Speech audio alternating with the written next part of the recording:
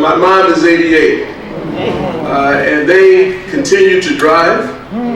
They continue to move around, and they would have been up here dancing just like everybody else. Well, that gives me a great deal of encouragement because I too just had a birthday a couple of weeks ago where I turned 68. Now I know I'm a good-looking 68.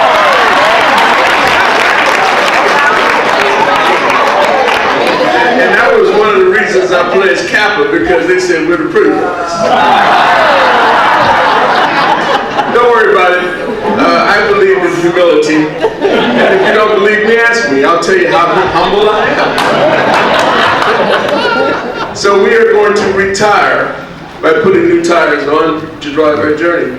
And just think of all the opportunities that are out here. So many of you know that there are people who need assistance. You are smarter than you've ever been. You have more knowledge. You have more compassion. You are capable to do a number of things if you choose to. And I think of it, there's always the volunteering, but I like to make money. As the kids say in the community where I came from, ain't nothing funny, it's all about money. And like I said in the video, when we came up, we weren't rich, we weren't poor, we just never had any money. Anybody like that? Yeah.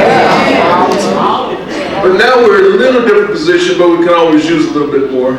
So why don't we today start sort of a care service company, where some of us who are more agile, who can go around and help others, and then actually able to get paid for it by providing certain care services that you don't necessarily need it, maybe you can offer it.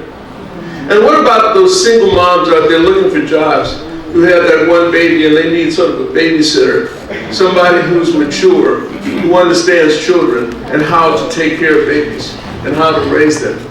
What about a concept where you can put together a company that can do something that comes natural to you? We are in a very interesting state. We talk about the internet, and of course, as people talk about it, it's still a little foreign to many of us. I understand that. But if you can think of maybe adopting a young child, I own a hotel in Detroit. My home is St. Louis. And by the way, I just flew here from my home in the Bahamas. That's right. This brother can say that. And I'm going to add one other thing. The nice thing about having money is I can say and do whatever I want. And we can bring it the way we need to bring it. So the concept of creating business, both if you want to just do it as a volunteer is one thing, but I like to do it and encourage you to consider making money. I wrote a book, Action Has No Season.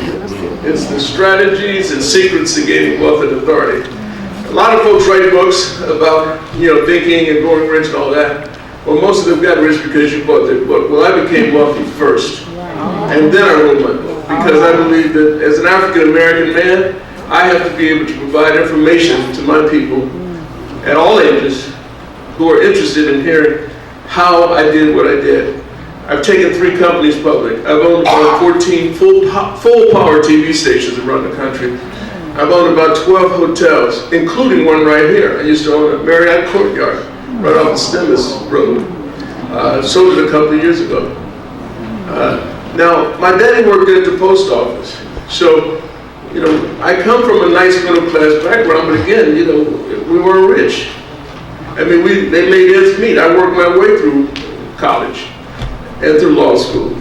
And 2 weeks after graduating from law school, and incidentally, in the very week that I graduated from law school, my brother graduated from college. He went on to law school, who's my partner.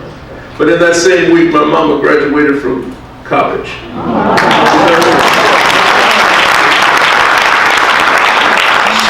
just wasn't going to let her kids go but so far without, being right there. I have 4 children. Been married for 39 years actually now. And I'll tell you that to build all the companies that I've built, and I speak now nationally and internationally, I am proud to say that all 4 of my children finished law school. Wow. 3 are married, I've got 5 grands, and 2 2 more cooking for next year. So don't judge me on the hundreds of millions of dollars I may have made. You judge me on how I raise my babies. Because that's the image that our community needs to be about. That's right. That's right. Now, I'm going to tell you this one little story. Jill was very energetic and very interesting. I had an uncle who kind of got around a little bit, if you know what I mean.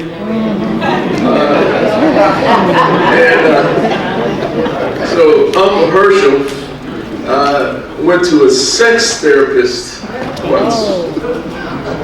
He and his lady. And by that time, he was pushing up on to be an octogenarian. He was almost 80. And she was, I think, in her early 70s. So they went to the doctor and said, listen, we think we have a little problem. Would you help us out? He said, well, to help you out, I'd have to observe you in action. And as a result, they went into the next room and the doctor observed and they finished. And the doctor said, it doesn't seem like y'all have a problem. I don't understand what you're talking about.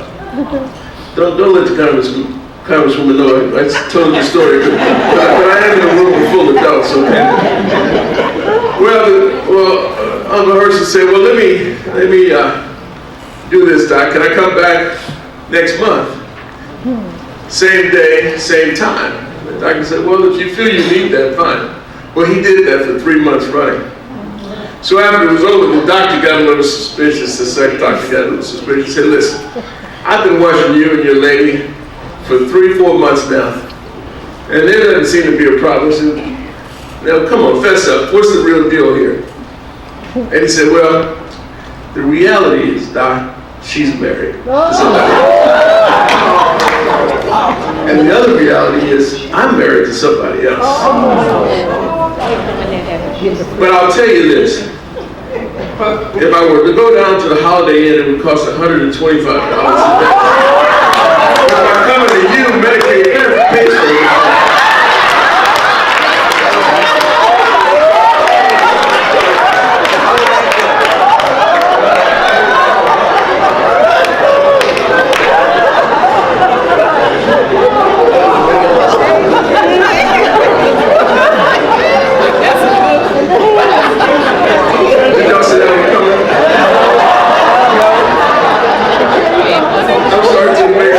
Specialist, I don't mean to suggest anything to anybody in this room.